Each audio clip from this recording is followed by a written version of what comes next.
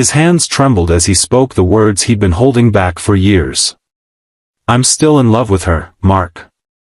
The silence that followed felt eternal, until his best friend's face broke into that knowing smile.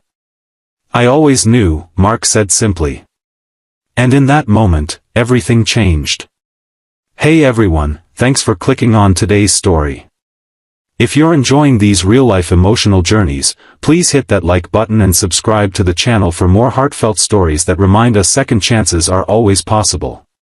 Your support means everything. The rain pelted against the windshield as Daniel Matthews gripped the steering wheel tighter, his knuckles turning white. The wipers fought a losing battle against the downpour, much like how he'd been fighting the emotions swirling inside him for the past 3 years. 3 years since the divorce. 3 years of shared custody of their 10-year-old daughter, Emma. 3 years of polite exchanges during drop-offs and pickups, careful texts about schedule changes, and sitting at opposite ends during Emma's school performances. Yet here he was, driving through a storm at 11 p.m. because Lisa had called, her voice small and shaky, saying she needed help with a burst pipe flooding her kitchen. The same Lisa who had walked away from their marriage claiming they'd grown apart and wanted different things. The same Lisa whose smile still haunted his dreams. Daniel pulled into her driveway, the modest 2-bedroom house illuminated only by the porch light.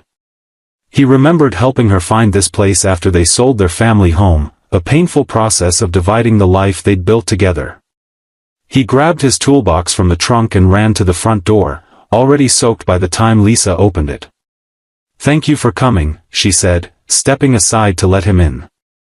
Her honey blonde hair was pulled back in a messy bun, and she wore an oversized sweater over leggings. Even in this disheveled state, something in his chest tightened at the sight of her. "Where's Emma?" he asked, shaking water from his hair. "At Mom's for the weekend. I didn't want to wake you, but I didn't know who else to call." There was an apology in her eyes that made him look away. "Show me where it's coming from," he said, following her to the kitchen where water pooled across the linoleum floor. For the next hour, they worked side by side, him fixing the pipe under the sink while she mopped up water and emptied buckets. The familiar rhythm of working together felt like muscle memory, the way she anticipated what he needed, how they moved around each other in the small space without colliding. When the leak was finally fixed, Lisa handed him a towel and a mug of coffee. "You remembered," he said, surprised at the perfect mix of cream and sugar.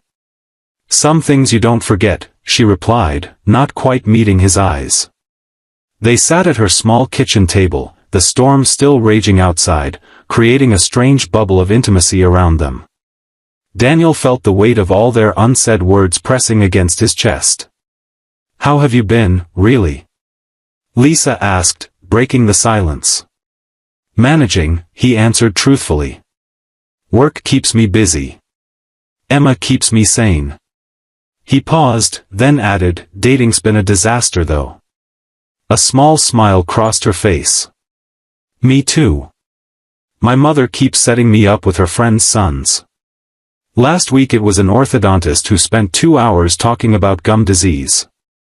They both laughed, and for a moment, it felt like before the fights, before the silences, before they stopped trying. "What happened to us, Lisa?" The question escaped before he could stop it. She stared into her mug as if searching for answers. "We stopped talking. Really talking. But was that all? Was it enough to throw away 10 years? His voice cracked slightly. "I was scared, Daniel. Your business was failing, you were working 70-hour weeks, and I was alone with Emma all the time. I felt like I was losing you even when you were sitting right beside me." She took a shaky breath. "And then that job offer came from Seattle, and you didn't even consider it." "It was across the country from everything we knew," he defended. "It was a fresh start," she countered. "But you never even discussed it with me. You just said no." The old argument hung between them, but something was different this time. There was no anger in her voice, just sadness. "I was terrified of change," Daniel admitted quietly. "The business was everything my dad left me. I couldn't bear to let it go, even when it was drowning us. Lisa reached across the table and touched his hand briefly. I know that now. Daniel looked up, surprised. You do? Time gives you perspective. I've had 3 years to think about what I could have done differently. Her eyes glistened with unshed tears. I could have been more patient. I could have fought harder instead of walking away. Daniel's heart raced as he considered his next words carefully. Do you ever think about trying again? The question lingered in the air between them, heavy with possibility. Before Lisa could answer, Daniel's phone buzzed, a text from Mark asking if he'd made it to Lisa's safely in the storm. Your guardian angel checking up on you? Lisa asked with a small smile. Daniel chuckled. Mark's been keeping me from falling apart since the divorce. Don't know what I'd do without him. He always was your better half, she said, and there was something in her tone he couldn't quite read. By the time Daniel left, the rain had slowed to a gentle patter. They'd talked for hours, really talked, in a way they hadn't done in years. Nothing had been resolved, no promises made, but something had shifted. The next morning, Daniel met Mark at their usual Sunday breakfast spot, a diner they'd frequented since college. Mark was already there, nursing a coffee and scrolling through his phone when Daniel slid into the booth across from him. So, Mark said, putting his phone down, how'd last night go? Daniel stirred his coffee, unsure how to explain the storm of emotions he'd been wrestling with since leaving Lisa's house. We talked. Really talked, maybe for the first time since the divorce. Mark leaned forward, his eyes serious beneath his dark, perpetually messy hair. And I don't know, man. Being there with her, it felt like coming home. Daniel ran a hand through his hair in frustration. Is that crazy? After everything we went through? What exactly are you asking me? Mark's voice was careful, measured. Daniel took a deep breath, finally giving voice to the thought that had kept him awake all night. I think I'm still in love with her, Mark. His hands trembled as he spoke the words he'd been holding back for years. I'm still in love with her. The silence that followed felt eternal, until his best friend's face broke into that knowing smile. I always knew, Mark said simply. What do you mean, you knew? Daniel asked, confusion washing over him. Mark leaned back, shaking his head with a small laugh. Daniel, you've been in love with Lisa since the day you met her in sophomore year. That doesn't just go away because you signed some papers. He took a sip of his coffee. Every time you pick up Emma, you come back looking like you've seen a ghost. You haven't dated anyone for more than 3 weeks in 3 years. And you keep that picture of the 3 of you at Emma's 7th birthday on your desk. But we failed once already. What if we try again and it just hurts Emma more? The fear in Daniel's voice was palpable. Mark's expression softened. Look, relationships fail. People grow and change. But you and Lisa, you didn't grow apart, you just stopped growing together. He leaned forward again, eyes intent. And now you've both had time to figure out who you are on your own. Maybe that's what you needed. So you think I should tell her? Daniel asked, his voice barely above a whisper. I think you already did, in your own way, Mark replied. The question is, what did she say? Daniel stared out the window, remembering the look in Lisa's eyes when he'd asked if they could try again. She didn't say no. The weeks that followed were a delicate dance. Daniel and Lisa began with small steps, coffee after dropping Emma off at school, text messages that went beyond logistics, and eventually family dinners with their daughter, who watched them with cautious hope in her eyes. One evening, after Emma had gone to bed during Daniel's weekend, his phone rang. Lisa's name flashed on the screen. Is everything okay? He answered, concern immediate. Everything's fine, she assured him. I found something I thought you might want to see. 20 minutes later, she was at his door holding a dusty photo album he hadn't seen in years. They sat on his couch, Emma sleeping down the hall, as they flipped through pictures of their early years together, college sweethearts who couldn't keep their hands off each other, their small wedding in her parents' backyard, their honeymoon road trip down the California coast. "I forgot how young we were," Daniel murmured, looking at a picture of them painting their first apartment, both covered in splatters of blue. "We were babies," Lisa agreed. "Playing at being grown-ups." They turned the page to find photos from the hospital the day Emma was born. Daniel in scrubs, cradling their tiny daughter with a look of terrified awe. Lisa exhausted but radiant, her fingers brushing the downy hair on Emma's head. "That was the best day of my life," Daniel said softly. Lisa's eyes met his. "Mine too." Their hands touched over the album, fingers intertwining naturally. Daniel felt his heart pounding in his chest. "I've been thinking about your question," Lisa said, her voice quiet. "About trying again." Daniel held his breath, afraid to hope. "I'm scared," she admitted. "We hurt each other so much." "I know," he nodded. "I'm scared too. But I'm more scared of never knowing what could have been," she continued, her eyes never leaving his. "Of Emma growing up and asking why we never tried again when it's so obvious we still care about each other." "Is it obvious?" Daniel asked, his voice rough with emotion. Lisa's smile was tremulous but real. "To everyone but us, apparently." Daniel released a breath he hadn't realized he was holding. "So what does this mean?" "It means, maybe we start slow. Date again. Remember who we were before we were parents, before the business struggles, before we forgot how to talk to each other."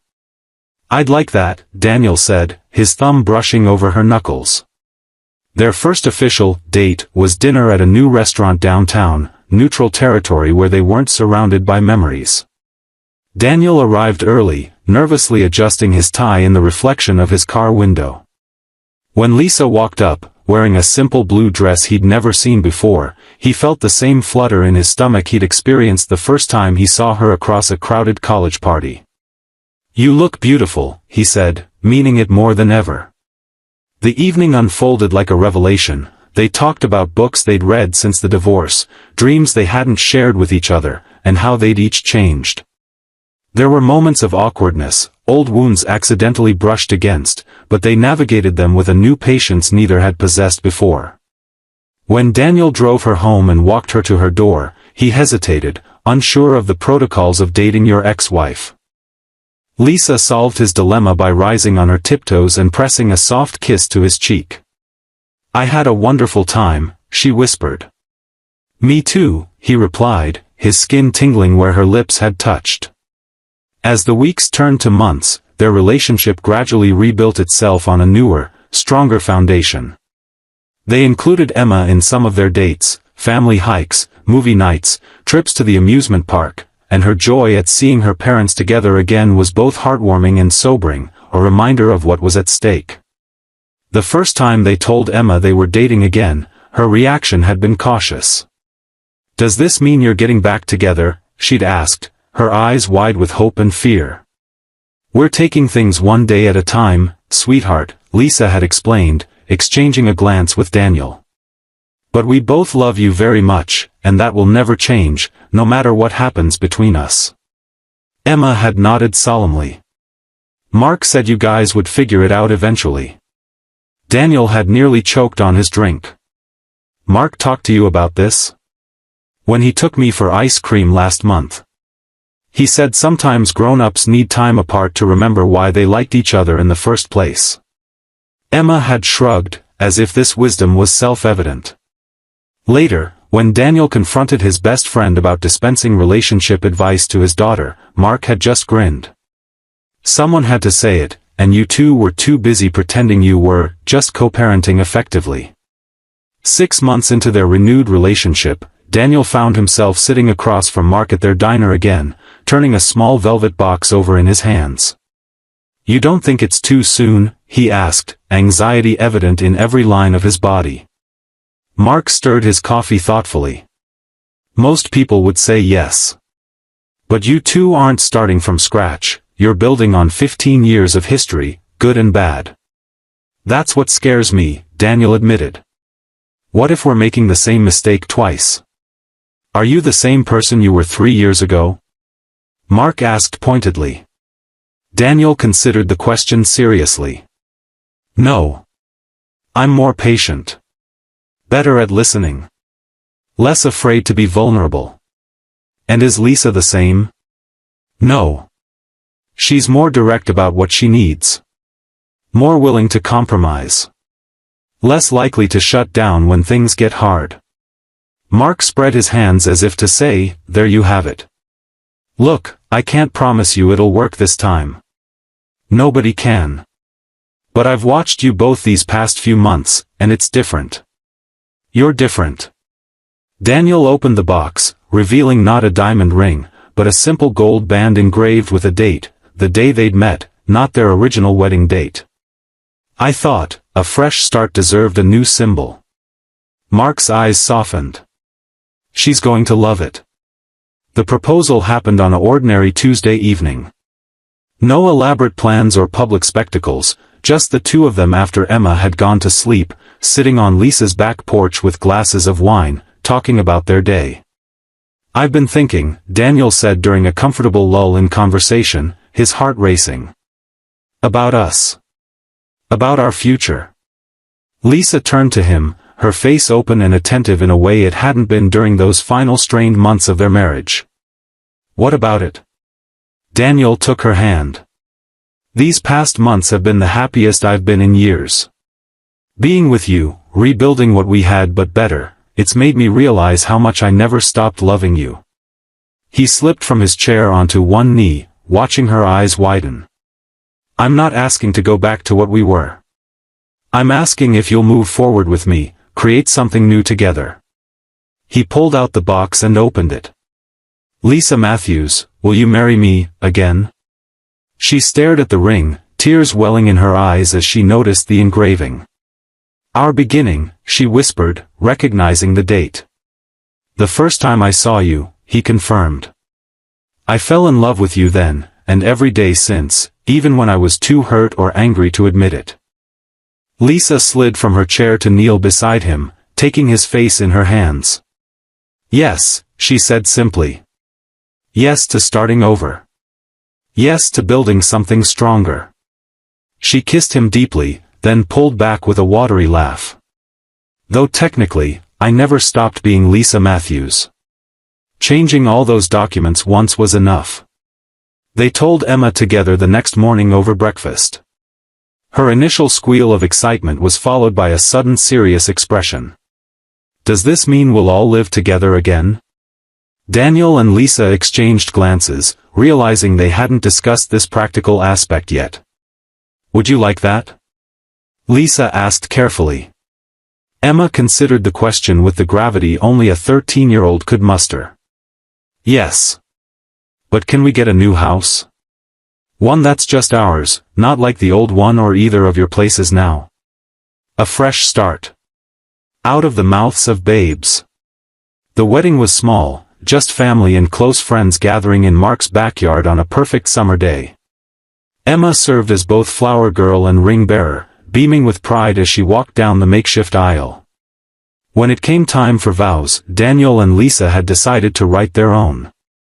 Lisa went first, her voice steady despite the tears in her eyes.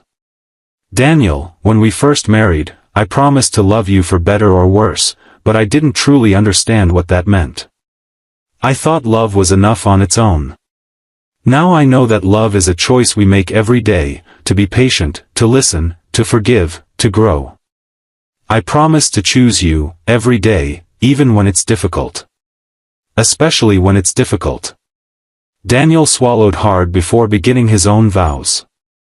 Lisa, they say that when you marry someone, you marry them 3 times, the person.